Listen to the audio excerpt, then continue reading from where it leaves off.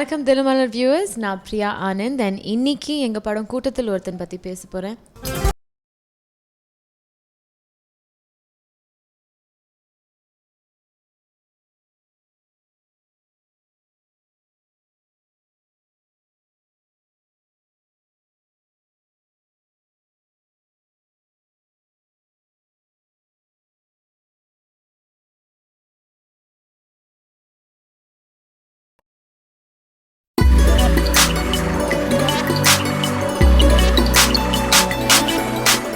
அசோக்கோட character பார்த்தீங்கன்னா கூட்டத்தில் ஒருத்தன். அந்த title is based after his character.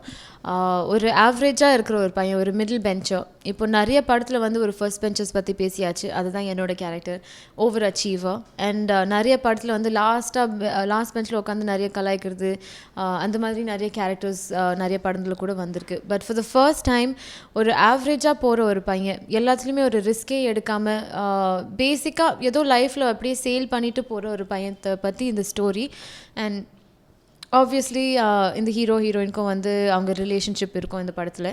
So இந்த ஹீரோ ஒரு ஆவரேஜாக இருந்து லைஃப்பில் என்ன சாதிக்கிறான், என்ன சாதிக்க முடியும், ஒரு ஆவரேஜாகவே இருக்கும்னு இருந்தாலும் நம்மளால் என்ன பண்ண முடியும் தான் இந்த கதை. And I think it's very inspirational.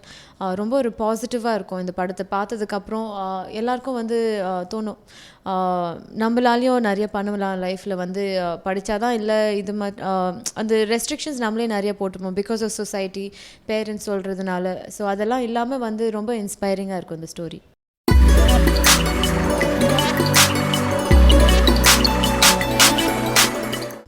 இந்த படத்தில் இருக்கிற பாசிட்டிவிட்டி எனக்கு ரொம்ப இம்ப்ரெஸ் ஆச்சு. ஏன்னா எனக்கே வந்து ரொம்ப பாசிட்டிவிட்டி கொடுத்தது அப்போது.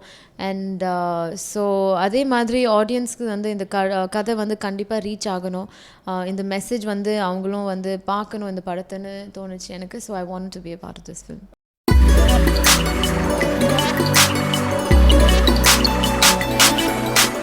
கண்டிப்பாக ஒரு ஆவரேஜ் மிடில் பெஞ்சர், அவங்க லைஃப்பில் வந்து எல்லாருமே வந்து லைஃப்பில் வந்து people put you in a box. இவங்க இப்படி, இவங்களால இது நிறைய பண்ண முடியும், இவங்களால இது பண்ணவே முடியாதுன்னு நினைக்கிறவங்க நிறைய பேர் இருக்காங்க. நம்மளுக்கு நிறைய பேர் சொல்லுவாங்க, அதையும் நம்பிட்டு நம்ம லைஃப் லீட் பண்ணிகிட்டு இருப்போம். ஸோ அதெல்லாம் தாண்டி ஒரு ஆவரேஜாக இருக்கிற ஒரு பையன் வந்து எப்படி லைஃப்பில் நிறைய சாதிக்கிறான்னு தான் இந்த கதையை.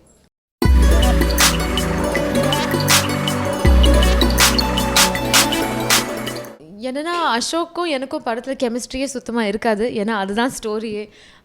ஒரு ஹை அச்சீவிங் கேர்ள், ஒரு first bencher, over achieving, all rounder, அந்த மாதிரி ஒரு பொண்ணு வந்து இந்த பையன் கிளாஸில் இருக்கான்னு கூட தெரியாமல் இருப்பாள். ஸோ இந்த மாதிரி கேரக்டர்ஸ் ஆப்வியஸ்லி கெமிஸ்ட்ரி இருக்கிற மாதிரி ஒரு லவ் ஸ்டோரி இல்லை இது. பட் ஆனால் இவங்க வந்து ஒரு ரிலேஷன்ஷிப்பில் இருக்கும்போது எப்படி மோட்டிவேட் ஆகிறாங்க, என்ன பண்ணுறாங்க, என்ன அச்சீவ் பண்ணுறாங்க, அதெல்லாம் கொஞ்சம் பார்க்க ரொம்ப டிஃப்ரெண்ட்டாக இருக்கும்.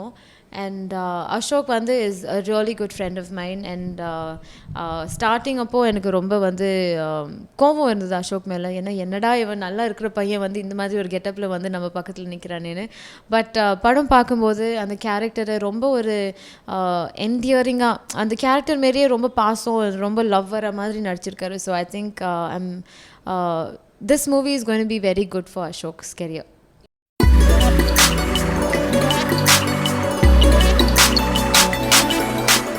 இந்த படத்தில் இருக்கிற ஜனனிக்கும் எனக்கும் வந்து சுத்தமாக எதுவும் சம்மந்தமே இல்லை.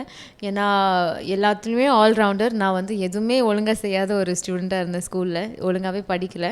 பட் நான் வந்து இந்தியாவில் காலேஜ் போகாதனால வந்து எனக்கு இந்த படம் ரொம்ப ஜாலியாக இருந்தது. பிகாஸ் நாங்கள் விஐடியில் ஷூட் பண்ணோம், which is one of I think India's best most beautiful campuses, very hi tech. எனக்கு வந்து யூஎஸில் நான் படித்த கேம்பஸ் மாதிரி இருந்தது அது. அண்ட் விஐடிலேயே தங்கிட்டு இருந்தோம், எல்லாருமே சேர்ந்து இருந்தோம். பாலசரவணன், அப்புறம் வந்து சஞ்சய் பாரதி, ஜெனிஃபர், அனிஷா, நாங்கள் எல்லாமே ரொம்ப என்ஜாய் பண்ணோம். இப்போ கூட we have a WhatsApp group, எல்லாருமே டச்சில் இருக்கோம். ஏதாவது வந்து நிறைய வீடியோஸ் ஃபார்வர்ட் பண்ணுறோம், ஒவ்வொருத்தரும் கலாய்ப்போம். ஸோ அது ரொம்ப ஜாலியாக இருந்தது எனக்கு.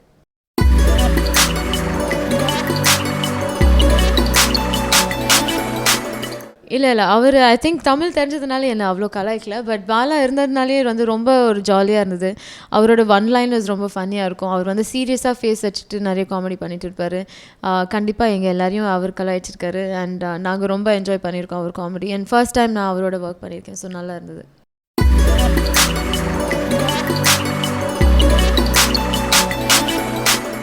ஐ திங்க் அவர் ஒரு ஜேர்னலிஸ்ட்டாக இருந்ததுனால அவர் வந்து எல்லாமே ரொம்ப யோசித்து ரொம்ப ஒரு கிளியராக இருப்பார். ஸோ அதனால தான் வந்து எனக்கு இந்த படத்தோட டயலாக்ஸ் நிஜமாக ரொம்ப பிடிச்சிது. பிகாஸ் நார்மலாக ஒரு படத்தில் வந்து டயலாக்ஸ் கொடுக்கும்போது அதை மனப்பாடம் பண்ணி அதுக்கப்புறம் அது மறந்துடுவோம். பட் ஒவ்வொரு டயலாகும் வந்து யோசிக்க வைக்கும். நம்ம யதார்த்தமாக தான் வந்து பேசுவோம். பட் அது வந்து யோசித்தா அதில் நிறைய டெப்த் இருக்கும். ஸோ ரொம்ப என்ஜாய் பண்ணேன் அவரோட டயலாக்ஸ் அண்ட் அவரோட ரைட்டிங்.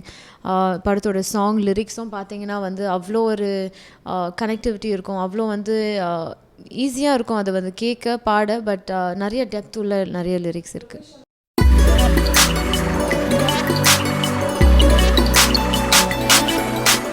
நாங்கள் வந்து சென்னையிலேருந்து ரொம்ப தூரம் வந்து வெள்ளூரில் போய் விஐடியில் ஷூட் பண்ணோம். அதே மாதிரி இன்னும் தூரம் போய் வந்து மகாபலிபுரமில் ஷூட் பண்ணோம். ஆமாம், அவ்வளோதான்.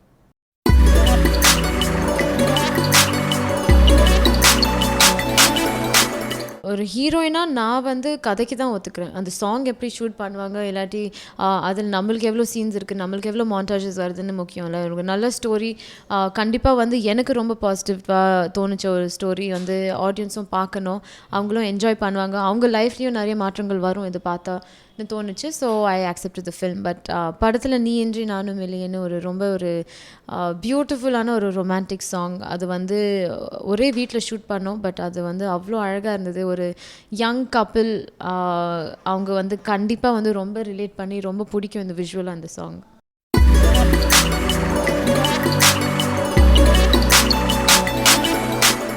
Middle benchers students, I think middle பெஞ்சர்ஸ்னு இல்லை, லைஃப்லேயே வந்து நம்ம வந்து சேஃபாக நிறைய விஷயங்கள் பண்ணிட்டு போவோம்.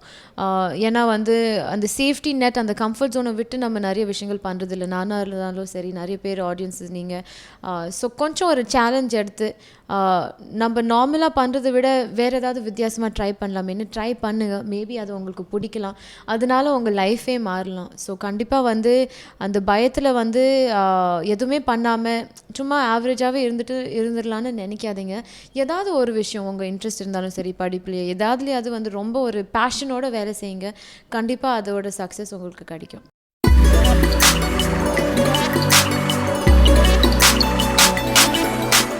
எனக்கு வந்து ரொம்ப சந்தோஷமாக இருக்குது தட் என்னை மீட் பண்ண ப்ரெஸ் இருந்தாலும் சரி, என்னை வந்து ஸ்டார்டிங்லேருந்து நீங்கள் எல்லோருமே பார்த்துருக்கீங்க.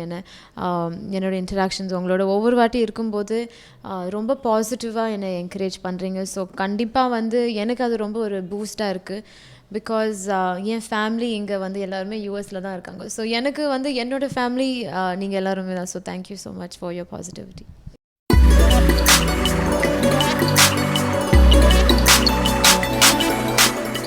அட்லீஸ்ட் ஒரு 1 year ஐ திங்க். டைம் தெரியல, எனக்கு ஞாபகம் இல்லை. பட் நான் வீட்லேயே இருந்தேன்.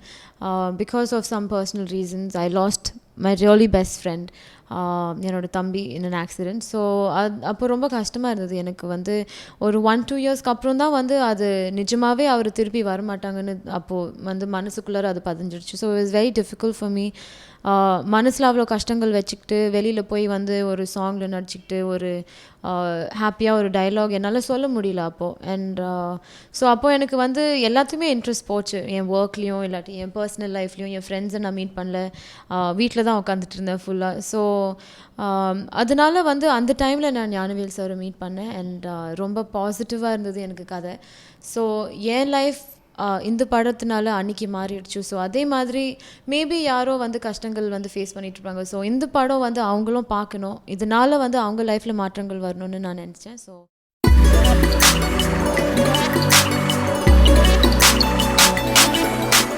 நிறைய பேர் எப்போதுமே இன்டர்வியூஸை கேட்பாங்க அழகுக்கு என்ன ரகசியம்னு. ஸோ நான் ஆல்வேஸ் செட், நான் வந்து இது 100% பிலீவ் பண்ணுறேன்.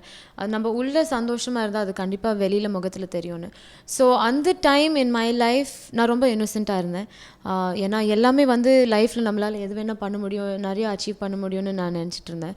But when life happens, when you lose people, I've lost 2 of my dearest closest friends in accidents. So அந்த மாதிரி விஷயங்கள் நடக்கும்போது நம்ம தாட் ப்ராசஸே எல்லாம் மாறும். ஸோ இது எல்லாமே வந்து எதுவுமே நிரந்தரமாக இருக்காது.